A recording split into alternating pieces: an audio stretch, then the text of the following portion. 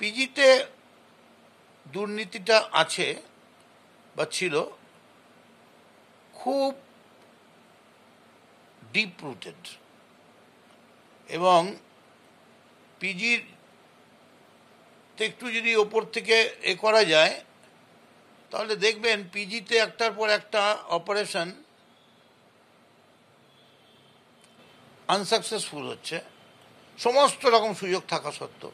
मीरा सफेद तुरंत खुले, भरपूर झाग दे और इसकी स्मार्ट साइंस दे स्मार्ट केयर और फ्रेशनेस। मेरी चॉइस मेरा सफेद। এবং পিজিতে মমতা বন্দ্যোপাধ্যায়ের অপারেশন নিয়েই তো প্রশ্ন। মমতা, আমি তো চুনোপুটি, মমতা বন্দ্যোপাধ্যায়ের অপারেশনে ভুল হয়েছে, তারপরেও পিজির তো কোথাও কোনো হেলদোল নেই। সমস্ত কলেজে যা আছে সবাইকে এক করে মিললে যা হবে তাই ইনস্ট্রুমেন্ট পিজি রাখার আছে। এটার কারণ কি? তারা কেয়ার করে না, দে ডোন্ট কেয়ার।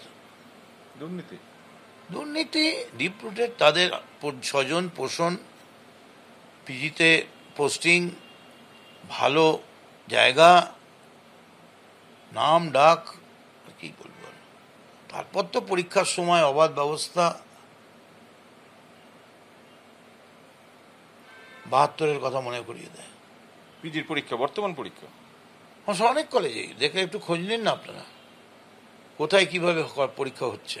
এত মারাত্মক কথা বলছেন যে পিজির এই অবস্থা, আরজি করের এই অবস্থা, বা সাগর দত্ত মেডিকেলের এই অবস্থা, এতদিন ধরে আপনি ভেতর থেকে দেখছেন, আপনি পার্টিকে বলেননি? শুনুন, দুর্নীতি যদি একটা হয় তাকে রোখা যায়, দুর্নীতি দুটো হলে রোখা যায়, দুর্নীতি 10টা হলে রোখা যায়। যদি রন্ধ্রে রন্ধ্রে দুর্নীতি হয়, স্বাস্থ্য ব্যবস্থার রন্ধ্রে রন্ধ্রে দুর্নীতি, এবং মমতা বন্দ্যোপাধ্যায় তিনি 24 ঘন্টার মধ্যে বোধহয় 20 ঘন্টা স্বাস্থ্য দপ্তর নিয়ে পড়ে আছেন। কিন্তু কি করবেন, সিপিএম তো এখানে ঘুঘুর ভাষা করে দিয়ে চলে গেছে। সিপিএম এমনভাবে করে দিয়ে গেছে, কিছুতেই এই দুর্নীতির বাইরে বেরিয়ে আসা যাচ্ছে না। তারপরে তো 13 বছর চলে গেল। আমি মনে করি অনেকটা কমেছে, কিন্তু আরো কঠোর হতে হবে। এবং মমতা বন্দ্যোপাধ্যায় কিন্তু দুর্নীতিকে প্রশ্রয় দেন না, দুর্নীতির বিরুদ্ধে থাকতে চান, কিন্তু মমতা বন্দ্যোপাধ্যায়ের কাছে সবসময় যারা খবর দেন, যারা হাসপাতালের দায়িত্বে আছেন, তাদের অনেকেই সেই সময় হয়তো ঠিক খবর নাও দিতে পারেন, মিসগাইড করতে পারেন, যার ফলে দুর্নীতির খবরটা পৌঁছয় না। খুব স্বাভাবিক। আরজিকর কাণ্ডের আবহে লালবাজারে নির্দেশিকা ঘিরে বিতর্ক। কলকাতার পুলিশ কমিশনার মনোজ ভার্মার সই করা 25শে সেপ্টেম্বরের এই নির্দেশিকায় বলা হয়েছে 23শে নভেম্বর অবধি আগামী 60 দিনের জন্য বউবাজার থানা, হেয়ার স্ট্রিট থানা, ট্রাফিক গার্ডের হেডকোয়ার্টার, যা বেন্টিং স্ট্রিট ছাড়া কেসি দাস ক্রসিং থেকে ভিক্টোরিয়া হাউসের সংলগ্ন এলাকা, সেখানে 5 জন বা তার বেশি লোকের জমায়েত, লাঠি বা বিপজ্জনক অস্ত্র নিয়ে যাতায়াত, এলাকার শান্তি, মানুষের গতিবিধি ও যান চলাচল বিঘ্নিত হতে পারে এমন কিছু করা যাবে না।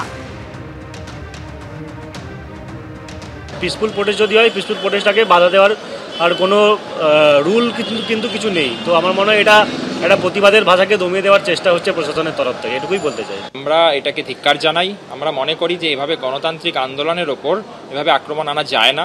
আজকে এই আন্দোলন যেভাবে জনমানুষের মধ্যে প্রভাব ফেলেছে এবং সমাজের সর্বস্তরের মানুষ আজকে রাস্তায় নামছে, এখনও তারা রাস্তায় আছে, ফলে এই ধরনের যত আইন তারা আনবে, আরও বেশি বেশি করে মানুষ ক্ষিপ্ত হবে, আরও বেশি করে আন্দোলনে যুক্ত হবে বলে আমার মনে হয়।